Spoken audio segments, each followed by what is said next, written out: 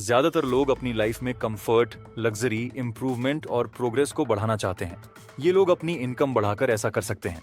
अब ये बात सच है कि अमीर ज्यादा अमीर होते जाते हैं और गरीब और ज्यादा गरीब। क्या आपको लगता है कि अमीर बनने वाले इन्वेस्टमेंट स्कीम पर विश्वास करना चाहिए? आप लोगों का इंटरेस्ट उस चीज की तरफ कैसे खींच सकते हैं जो आपके लिए फाइनेंशियली सही हो, न कि बस एक अच्छा सपना। इस समरी में आपको आपके बिहेवियर और आपकी फाइनेंशियल स्थिति पर कंट्रोल पाने के तरीके सिखाए जाएंगे। आप ये भी जानेंगे कि पैसा कैसे काम करता है और अमीर और गरीब के तौर पर आपका व्यवहार कितना असर डालता है। ये समरी फाइनेंशियल वर्ल्ड की कुछ बातों को आपके देखने के नजरिए को थोड़ा बहुत झिंझोड़ कर रखने वाली है।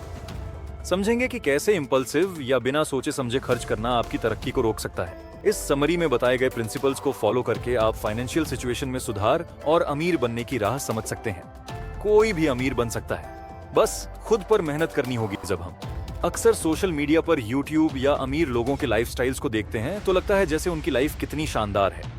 हमें ये सब बहुत अच्छा लगता है, पर हम ये सोचते नहीं कि वे लोग उस मुकाम तक कैसे पहुंचे। पैसे के बारे में सबसे बड़ी गलतफहमी ये है कि यह सिर्फ भाग्य या परिवार की संपत्ति से आता है। ना आम लोग, ना ही आपके रिश्तेदार ये समझते हैं कि आपके पैसे कमाने के तरीके में क्या फर्क है। वे ये नहीं समझते कि आप खुद क्या सोचते हैं। हर दिन हम एक ही पैटर्न में फंसे रहते हैं और कुछ भी नया करने की कोशिश नहीं करते। हमें जो अवसर मिलते हैं वे भी हमें डर या संदेह की वजह से हाथ से निकल जाते हैं। इस दुनिया में बेवकूफ इंसान भी अगर खुद पर भरोसा रखे और लगातार मेहनत करता रहे तो वह पैसा कमा सकता है। पैसा ये नहीं देखता कि वह कौन है, उसकी शिक्षा क्या है, वो कितनी उम्र का है। पैसा सिर्फ उस इंसान के पास जाता है जो उसके लिए तैयार रहता है। दुनिया के सबसे अमीर लोगों में कोई भी परफेक्ट नहीं था। कुछ तो बहुत ही साधारण थे, तो कुछ बेहद अनोखे। कुछ पढ़े लिखे थे, कुछ नहीं थे, लेकिन सभी ने एक चीज में समानता दिखाई। उन्होंने मौके को पहचाना और उस पर काम किया। दूसरी तरफ एक गरीब इंसान को अगर अवसर भी मिल जाए तो वह उसका उपयोग नहीं कर पाता, क्योंकि वह खुद को उस अवसर के योग्य नहीं समझता। इसलिए अमीर और गरीब का फर्क अवसर में नहीं, सोच और मानसिकता में है। अक्सर यह भी माना जाता है कि गरीब लोग अपनी परिस्थितियों के कारण ही गरीब हैं, लेकिन असल में वह सोच जो उन्हें गरीब बनाए रखती है वही असली चुनौती है। याद रखें, पैसे समय के साथ कमाए जा सकते हैं, लेकिन अगर आप शुरुआत ही नहीं करेंगे तो कोई फर्क नहीं पड़ेगा कि आप कितने काबिल हैं या आपके पास कितनी जानकारी है। इस लेख को पढ़ने के बाद आप यह जान चुके हैं कि अमीर बनने के लिए खुद को तैयार करना जरूरी है। ज्यादातर लोग अमीर बनने के लिए बहुत आलसी होते हैं।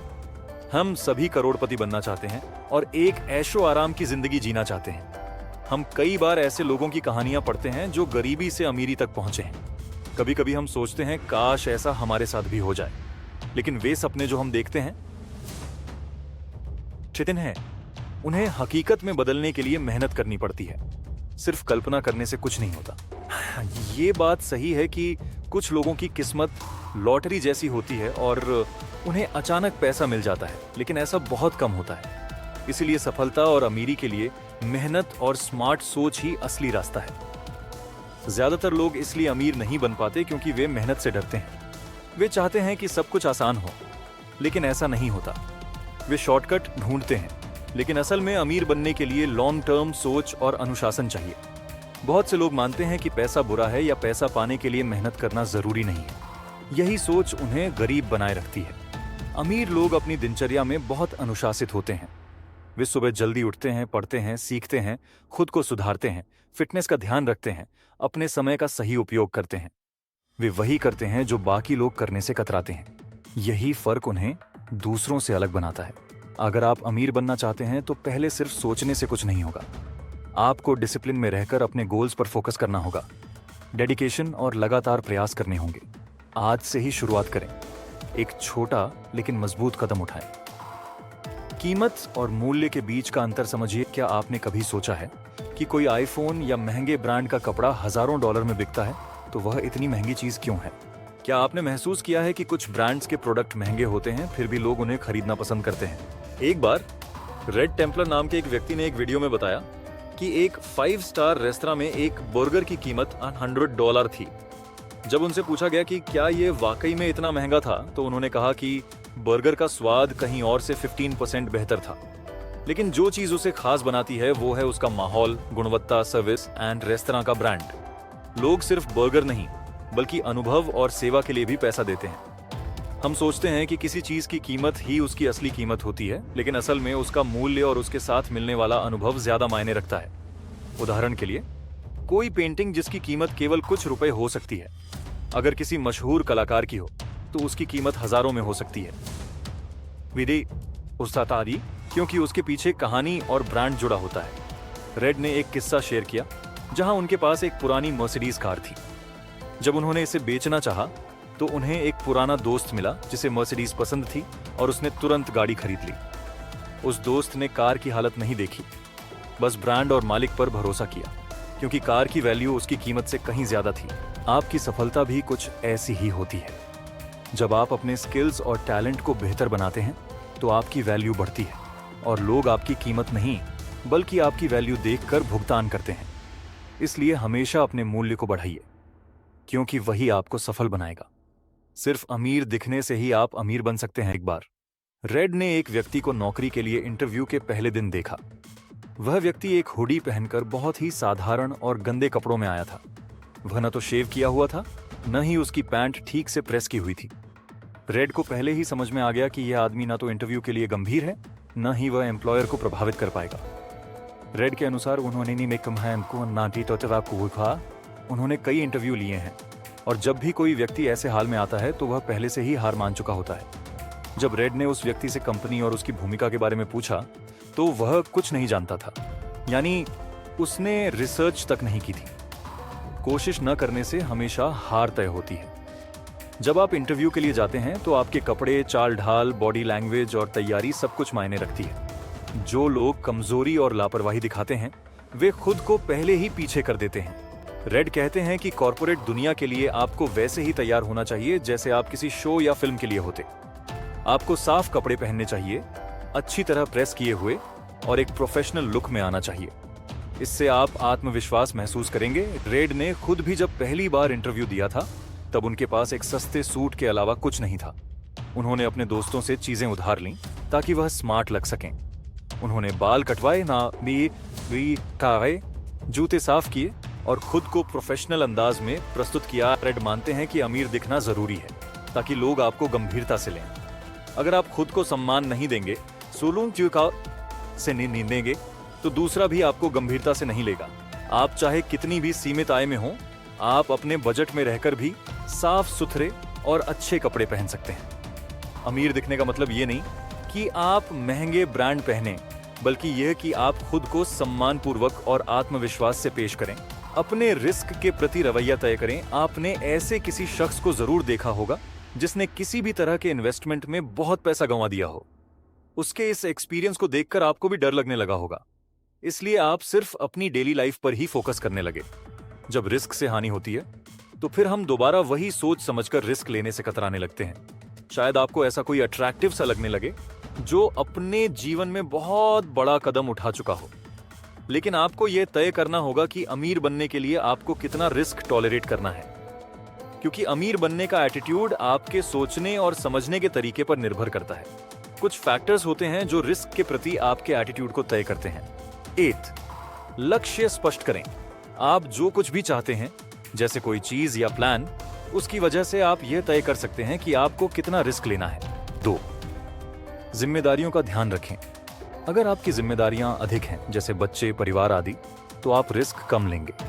लेकिन अगर आप युवा हैं और कम जिम्मेदारियां हैं तो आप थोड़ा ज्यादा रिस्क ले सकते हैं। 3, अपने एक्ट को दोबारा देखें। कभी कभी हम कोई जोखिम बिना समझे समझाए ले लेते हैं, इसलिए रिस्क लेने से पहले उसे पूरी तरह से समझना और उसका मूल्यांकन करना जरूरी होता है। 4, अपनी लिमिट को पहचानें। जानिए कि आप कितना रिस्क ले सकते हैं और कितना नहीं, और आपको तभी कदम उठाना चाहिए जब आप पूरी तरह से आश्वस्त हों कि उससे आपको प्रेरणा मिलेगी, न कि तनाव। 5, रिटर्न की टाइमिंग को समझें। रिटर्न जल्दी चाहिए तो रिस्क ज्यादा लेना पड़ेगा। लॉन्ग टर्म इन्वेस्टमेंट धीरे धीरे फायदा देता है। 6, रिसर्च जरूरी है। किसी भी तरह के इन्वेस्टमेंट से पहले अच्छी रिसर्च करें। जानकारी का अभाव रिस्क को और बढ़ा देता है। 7. बदलाव के प्रति तैयार रहें। जिंदगी में आने वाले बदलावों को कैसे आप संभालते हैं? वह यह भी आपके रिस्क लेने की क्षमता को दर्शाता है। जरूरी नहीं कि हर बार चीजें आपके प्लान के अनुसार हों, इसलिए लचीलापन रखें और नए बदलावों के लिए तैयार रहें। डील करने की कला सीखें। अमीर बनने के रास्ते पर आपको दूसरों की मदद लेनी ही पड़ती है। आपको यह आना चाहिए कि आपकी दी गई कोई प्रपोजल या आइडिया सामने वाले के लिए भी फायदेमंद कैसे हो सकता है। डील पक्की करने की स्किल बहुत जरूरी है। यही एक ऐसी चीज है जो आपको आगे बढ़ा सकती है। डील मेकिंग एक ऐसी स्किल है जिसे सीखा जा सकता है। इसे अपनाने के लिए दूसरों को उनके फायदे समझाने और अपनी बात मनवाने की कला आनी चाहिए। रॉबर्ट कियोसाकी के दोस्त माइक के पापा, जिन्हें रिच डैड कहते हैं, ने डील मेकिंग स्किल को बच्चों को सिखाने के लिए उन्हें एक खास असाइनमेंट दिया। एक बार रिच डैड ने माइक और रॉबर्ट को एक वेयरहाउस भेजा जहां बहुत सी लाल रंग की डोरनॉब्स रखी थीं। ये एक फैक्ट्री के पुराने सामान का हिस्सा थीं। रिच डैड ने उन्हें कहा कि इस पुराने स्टॉक को कैसे भी हो बेच दो। इस तरह माइक और रॉबर्ट ने आस पड़ोस के लोगों से मिलकर गैराज सेल्स और लोकल दुकानों से संपर्क करके उन्हें बेचना शुरू कर दिया। कुछ समय बाद वे डोरनॉब्स बेच दी गईं, और वो भी बहुत अच्छी कीमत में। इस छोटे से प्रैक्टिकल असाइनमेंट से उन्होंने सीखा कि कुछ भी बेचना एक स्किल है और हर डील तब सफल बनती है जब सामने वाले को लगे कि उन्हें कुछ वैल्यू मिल रही है। अगर आप डील मेकिंग की कला सीख जाते हैं तो आप किसी भी चीज को बेचना, पेश करना और अवसर बनाना सीख सकते हैं। यह स्किल आपको नेटवर्क बनाने, सही लोगों से कनेक्ट होने और एक प्रोफेशनल की तरह सोचने में मदद करेगी। आप डील मेकिंग की शुरुआत ऐसे कर सकते हैं। सोशल मीडिया पर अपने काम की जानकारी साझा करें। अपने स्किल्स के आधार पर दूसरों को कुछ सेवाएं ऑफर करें। अगर आप में कोई क्रिएटिव आइडिया है तो उसे पिच करना सीखें। मनगी ये समझें कि सामने वाले के लिए आपका ऑफर किस तरह से फायदेमंद है। वो काम दूसरों से करवाएं जो आप खुद नहीं कर सकते। मान लीजिए कि आप पैसे कमाना चाहते हैं लेकिन हर काम खुद नहीं कर सकते, तो फिर यह जरूरी है कि आप ऐसे लोगों से मदद लें जो उस काम में माहिर हों। अमीर लोग खुद हर काम नहीं करते, बल्कि वे उस काम को उन्हीं लोगों से करवाते हैं जो उस क्षेत्र में कुशल हैं। शायद आप एक्सेल में माहिर नहीं हैं, लेकिन किसी ऐसे इंसान को जानते हैं जो उसमें तेज है, तो उस काम को उसे दे दें। इस तरह आपका समय बचेगा और आप बड़े लेवल के कामों पर ध्यान दे सकेंगे। अमीर लोग अपने समय और एनर्जी का इस्तेमाल सोचने और बेहतर फैसले लेने में करते हैं, न कि हर छोटा काम खुद करने में। इस बात को सीखिए कि अपनी टीम के लिए सही लोगों को कैसे चुनें। पहला, इस बात का फैसला कीजिए कि आप आखिर किसे अपनी टीम में चाहते हैं और किस तरह के लोगों से आप घिरे रहना चाहते हैं। दूसरा, यह बात स्पष्ट रखें कि आप उनसे क्या करवाना चाहते हैं। उन्हें सिर्फ निर्देश देने के बजाय समझाएं और यह भी बताएं कि उसके लिए आप उन्हें कितना पैसा देने को तैयार हैं। तीसरा, अपने दोस्तों से मैनेज का प्रयास न करें। हाँ, आप गोल्स को लेकर स्पष्ट हो सकते हैं, लेकिन दोस्ती को काम में हस्तक्षेप न करने दें। ध्यान रखें क्या जरूरत है, उसे ज्यादा काम मत दीजिए। चौथा, उन्हें अपनी कंपनी के बारे में हमेशा प्रेरित करते रहिए। उन्हें मोटिवेटेड रखिए। आपकी सोच और प्रेरणा ही उनकी इंस्पिरेशन को बढ़ावा देगी, यहीं तक कि फिजिक्स के तत्व में भी। पांचवा, अपनी टीम के साथ लॉन्ग टर्म स्ट्रेटजी शेयर कीजिए। उनका भविष्य आपकी प्लानिंग में साफ दिखना चाहिए। छठा, अपनी टीम में अगर कोई गलती करता है तो उसे ठीक कीजिए, मगर बार बार वही बात कहने से बचिए। उसे शर्मिंदा मत बनाइए। सातवां, टीम की मेहनत और कंट्रीब्यूशन के लिए उनकी तारीफ करते रहिए। याद रखिए कि तारीफ मुफ्त की चीज है, लेकिन इसका मोटिवेशन पर असर सबसे ज्यादा होता है। आठवां, विशेषीकृत टारगेट सेट कीजिए। लोगों को स्पष्टता की स्थिति चाहिए होती है कि उन्हें क्या हासिल करना है। नौवां, उनके साथ अपने एक्सपेक्टेशन सेट कीजिए, पूरी ईमानदारी के साथ। उन्हें बताइए कि आप उनसे क्या उम्मीद रखते हैं और कैसे वह आपके सामने खरे उतर सकते हैं। आखिर में, याद रखें कि आप लॉर्ड हैं, तानाशाह नहीं। सुने, समझें, डिसीजन लें और असली लीडर की तरह पेश आएं। निष्कर्ष, अगर आप इन बिंदुओं को इम्प्लीमेंट करते हैं तो आपको ऐसे लोग मिलेंगे जो ना सिर्फ आपके साथ लंबे समय तक काम करेंगे, बल्कि टीम का एक मजबूत हिस्सा भी बनेंगे। हो सकता है कुछ लोग आपको अच्छे न लगें, लेकिन अपनी टीम को बदलने की बजाय उन्हें बेहतर तरीके से गाइड करें। उन्हें इनसेंसिटिव या माइक्रो मैनेज न करें। छोटी छोटी बातों में टोकिए नहीं, उन्हें आजादी दीजिए। Make your money work for you. क्या आपने कभी देखा है, सिर्फ पैसे कमाने की इच्छा रखने वाले बहुत बहुत लोग हैं, लेकिन उन्हें ये नहीं पता कि उस पैसे को सही तरीके से कैसे उपयोग करें।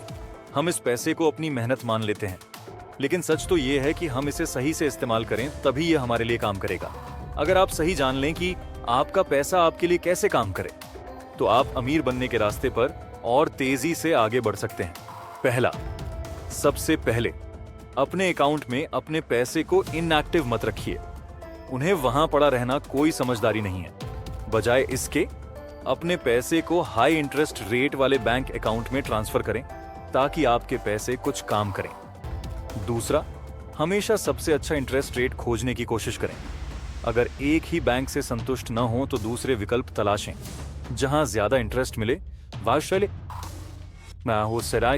से वहां पैसे डालें। तीसरा, जो निवेश संबंधित ऑफर हों उनमें बिना रिसर्च के पैसे न लगाएं।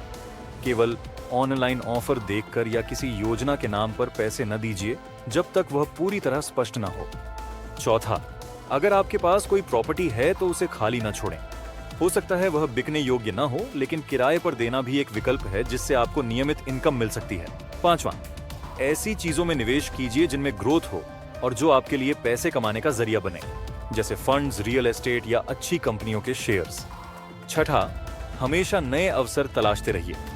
अगर कोई इनकम सोर्स आपकी उम्मीदों पर खरा नहीं उतर रहा तो उसे छोड़िए और कुछ बेहतर खोजिए। सातवां, अपने काम के लिए खुद को मत रोकिए। सिर्फ इसलिए मत रुकिए क्योंकि आपके पास पर्याप्त पैसा नहीं है।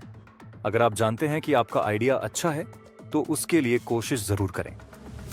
Check the small print. अक्सर लोग बड़ी बातें पढ़ लेते हैं लेकिन छोटी बातों यानी स्मॉल प्रिंट को नजरअंदाज कर देते हैं। अगर आपका पैसा किसी चीज में इन्वेस्ट नहीं किया गया है तो आप उसका मूल्य खो रहे हैं। अपने पैसे को कहीं फंसा या बंद न रखें क्योंकि पैसा बर्बाद होता हुआ। क्या आपने कभी ऑनलाइन शॉपिंग की है और आपको प्रोडक्ट पसंद नहीं आया? जब आप उसे वापस करने जाते हैं तो पता चलता है कि रिटर्न की कोई शर्त थी जो पहले नहीं बताई गई थी। कई बार कंपनी कहती है कि आपने इस्तेमाल किया हुआ प्रोडक्ट लौटाया है, इसलिए हम इसे स्वीकार नहीं कर सकते। ये सब स्मॉल प्रिंट यानी छोटी शर्तों में लिखा होता है। कभी कभी मोबाइल ऐप्स या सर्विसेज भी आपकी अनुमति के बिना रिन्यू हो जाती हैं क्योंकि आपने उनके टर्म्स एंड कंडीशंस को ठीक से नहीं पढ़ा होता। अगर आप उनसे बात भी करें तो वह आपको क्लॉज नंबर बता देते हैं जो आपने शायद पढ़ा ही नहीं था। उदाहरण, एक आदमी ने अपनी जिंदगी की सबसे अच्छी डील एक कैंपेन में की, लेकिन उसने क्लॉज ठीक से नहीं पढ़ा और बाद में उसे उस डील को खत्म करने के लिए एक बहुत बड़ी रकम चुकानी पड़ी। यही उसकी सबसे महंगी गलती थी। स्मॉल प्रिंट पढ़ने के लिए टिप्स। 8, ध्यान से पढ़ें। हेडलाइन और बड़े अक्षरों से आगे भी पढ़ें।